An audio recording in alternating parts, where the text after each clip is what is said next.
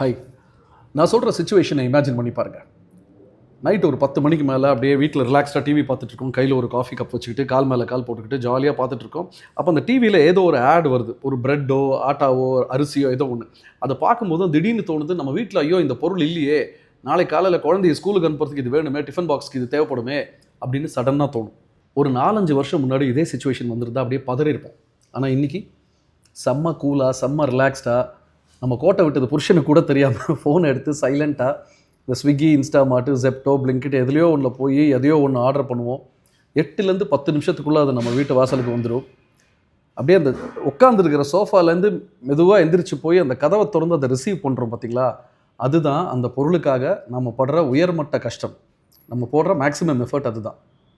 ஆனால் உண்மையான கஷ்டம் அந்த பொருளை வாங்கும்போது இல்லை, அதை வாங்கி யூஸ் பண்ணினதுக்கு அப்புறம் தான்றது எத்தனை பேருக்கு தெரியும்? இந்த மாதிரி குவிக் காமர்ஸ் ஆப்ஸ்லேருந்து, குறிப்பாக ஜெப்டோலேருந்து நீங்கள் இந்த மாதிரி க்ராசரிஸ்லாம் வாங்கும்போது அது எந்த மாதிரி இடத்துலேருந்து வருதுங்கிறது எத்தனை பேருக்கு தெரியும்? அது தெரிய வரும்போது இந்த மாதிரி ஆப்ஸை நம்ம தொட்டு கூட பார்க்க மாட்டோம். Welcome to without makeup with Vishwa.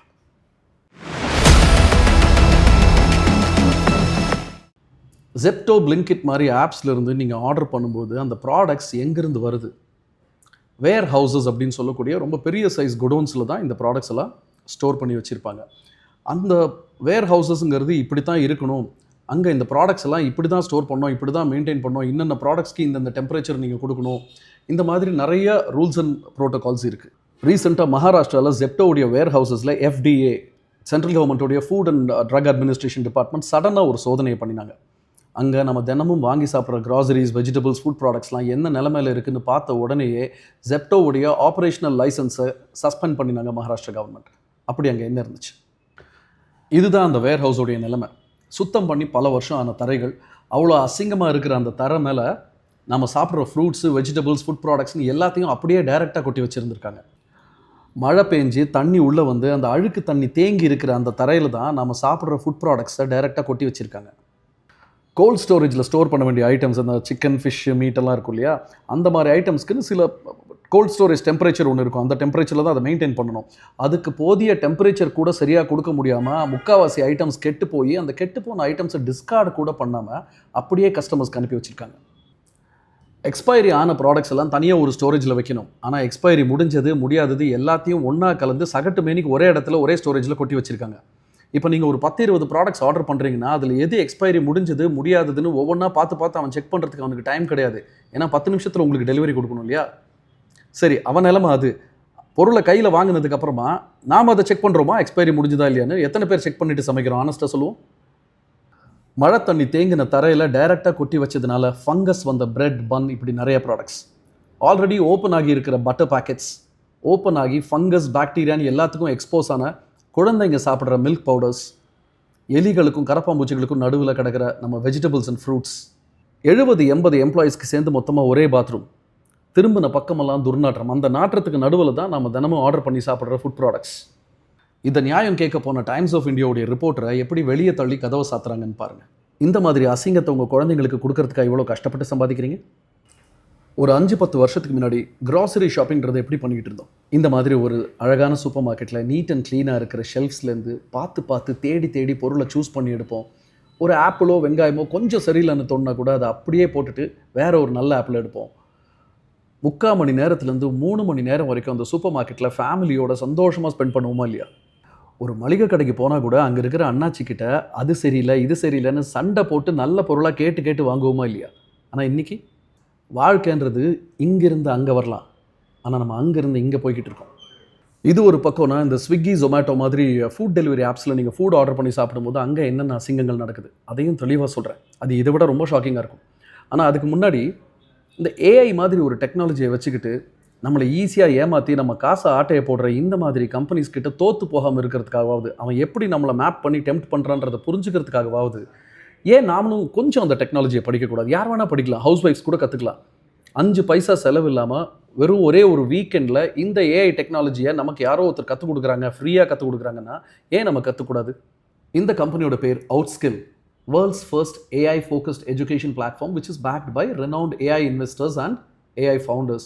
Friday evening 7 மணிலேருந்து Sunday மத்தியானம் 2 மணிக்குள்ள 16 hours of live AI training. Coming Friday 7 p.m.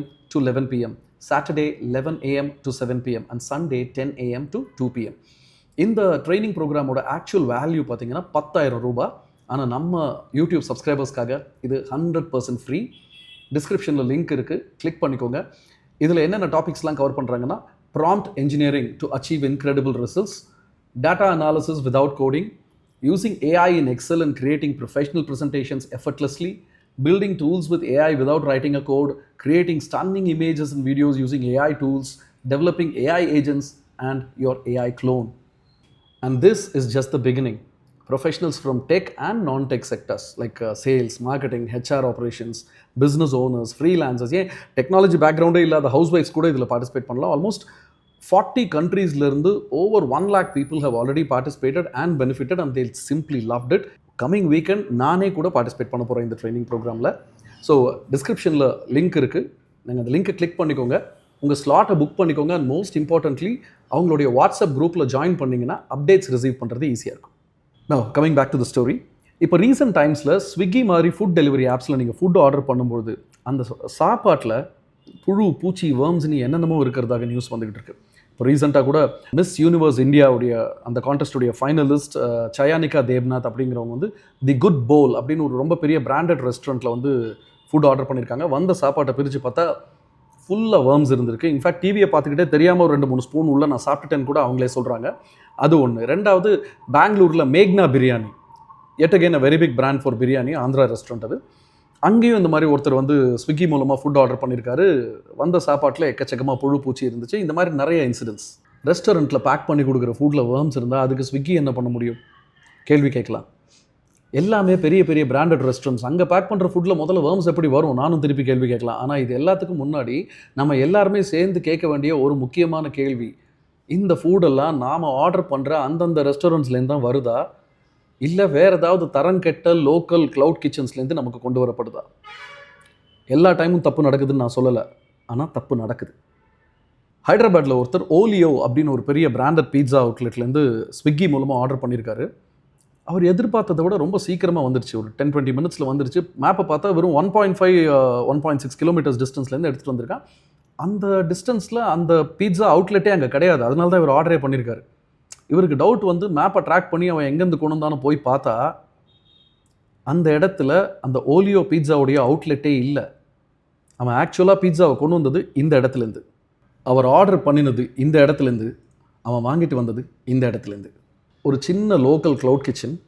அங்கே வந்து இந்த ஓலியோ மாதிரியே ஒரு 15-16 பிராண்ட்ஸுடைய பேர் போட்ட பாக்ஸஸ், இந்த பேக்கேஜஸ் இருக்கும் இல்லையா, பார்சல் பாக்ஸஸ், கவர்ஸ், இதெல்லாம் வச்சுக்கிட்டு அவங்களே அங்கே லோக்கலாக சமைச்சு அந்தந்த பாக்ஸஸில் போட்டு நமக்கு ஸ்விக்கி டெலிவரி மூலமாக அனுப்பிச்சிக்கிட்டு இருக்காங்க. இதை வந்து ஸ்விக்கியில் இந்த கஸ்டமர் கேட்டபோது, அவங்க இதெல்லாமே நியூஸ் பேப்பரில் மீடியாலலாம் வந்தது தான்.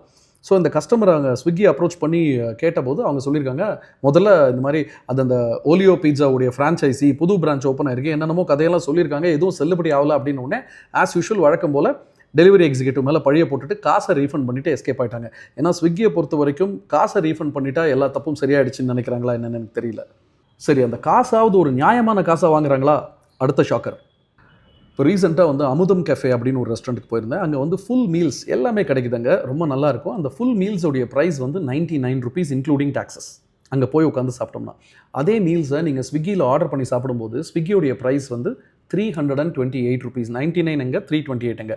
ஓகே, ஒரு 8 கிலோமீட்டர் 10 கிலோமீட்டர் நமக்கு வந்து டெலிவரி கொண்டு வந்து கொடுக்குறான் அப்படின்னா அதுக்கு டெலிவரி சார்ஜுன்னு தனியாக வாங்கிக்கிறாங்க. அது போக இந்த ஃபுட்டை பேக் பண்ணி கொடுக்குறதுக்கு பார்சல் சார்ஜஸ் தனியாக வாங்கிக்கிறாங்க, பேக்கேஜிங் சார்ஜஸ்னு. அது போக இந்த ஆப்பை நம்ம யூஸ் பண்ணுறோம் இல்லையா, அந்த ஆப்னு ஒரு டெக்னாலஜி அவங்க வளர்த்து வச்சுருக்காங்க இல்லையா, அதை நம்ம யூஸ் பண்ணுறோம். அவங்க அங்கே அதுக்கு அந்த டெக்னாலஜியை பில்ட் பண்ணுறதுக்கு அவங்க வந்து நிறையா செலவு பண்ணியிருப்பாங்க, சேலரிஸ், போக்குவரத்துன்னு இருக்கும். அதுக்கு பிளாட்ஃபார்ம் ஃபீன்னு ஒன்று தனியாக வாங்கிக்கிறாங்க. இது எல்லாமே கொடுத்தாலுமே 328 rupees கணக்கு வரல. எப்படிரா அப்படின்னு பார்த்தா, அந்த சாப்பாடுடைய விலை 99 rupees வச்சுருக்காங்க இல்லையா அந்த ஹோட்டலில், அந்த சாப்பாடுடைய விலையே இவன் 200 rupees வச்சுருக்காங்க. அப்படியே 100% இன்க்ரீஸ் பண்ணி வச்சுருக்கான். ப்ராடக்ட் இவன் இல்லை, ப்ராடக்ட் அந்த ரெஸ்டாரண்ட்டோடது, ஆனால் அதோடைய விலையை வந்து இவன் இன்க்ரீஸ் பண்ணி வச்சுருக்கான் அப்படியே 100%. இதை ரெஸ்டாரண்ட்டில் கேட்டால் எங்களுக்கு தெரியாது, நாங்கள் 94 rupees ப்ளஸ் 5 rupees டாக்ஸஸ் 99, இந்த விலைக்கு தான் நாங்கள் கொடுக்குறோம் ஸ்விக்கிக்கு, இது வந்து ஸ்விக்கி இன்க்ரீஸ் பண்ணுறாங்கிறாங்க. ஸ்விக்கியை கேட்டால் இல்லை, இது இந்த காசு வந்து ரெஸ்டாரண்ட்டுக்கு தான் போகுதுன்னு. காசு ரெஸ்டாரண்ட்டுக்கு போதோ ஸ்விக்கிக்கு போதோ நம்மக்கிட்டேருந்து போகுது. டெக்னாலஜியை யூஸ் பண்ணி நம்மளோட பையிங் பேட்டர்ன், நமக்கு எது பிடிக்கும் பிடிக்காது, நம்மளுடைய லைஃப் ஸ்டைல் என்ன, எல்லாத்தையும் கம்ப்ளீட்டாக மேப் பண்ணி டீட்டெயிலாக அனாலிசிஸ் பண்ணி நம்மளை ஈஸியாக ஏமாற்றி நம்மளை ஆட்டையை போட்டு நம்ம காசை சம்பாதிச்சிட்டு இருக்கானுங்க. இது வந்து அவன் யூஸ் பண்ணுற அந்த டெக்னாலஜியோட தப்பா, இல்லை நாம் யூஸ் பண்ணாமல் போன இந்த டெக்னாலஜியோட தப்பான்னு எனக்கு தெரியல. உடனே இந்த அரசாங்கம் என்ன பண்ணுச்சு கேள்வி கேட்கலாம். ஏதோ ஒரு அரசாங்கம் தான் ஜெப்டோவுடைய லைசன்ஸை சஸ்பெண்ட் பண்ணி வச்சுருக்காங்க. நாம் என்ன பண்ணிக்கிட்டு இருக்கோம்? ஆர்டர் பண்ணி 5 நிமிஷத்தில் பொருள் கைக்கு வரணுங்கிறதுக்காக இந்த மாதிரி அசிங்கங்களெல்லாம் வந்து நம்ம குழந்தைங்களுக்கும் குடும்பத்துக்கும் கொடுத்துக்கிட்டு இருக்கோம். சோம்பேறித்தனம்ங்கிறத விட இதுக்கு வேறு ஏதாவது நல்ல காரணம் இருக்க முடியுமா? சாரி, சோம்பேறித்தனம்னு சொல்லக்கூடாது, convenience. But then convenience comes with a price. நாம் என்ஜாய் பண்ணிக்கிட்டு இருக்கிற இந்த கன்வீனியன்ஸ்க்கு நாம் கொடுக்குற விலை நம்ம குடும்பத்தில் ஒருத்தரோட உயிராக கூட இருக்கலாம். It's without makeup with Vishwa.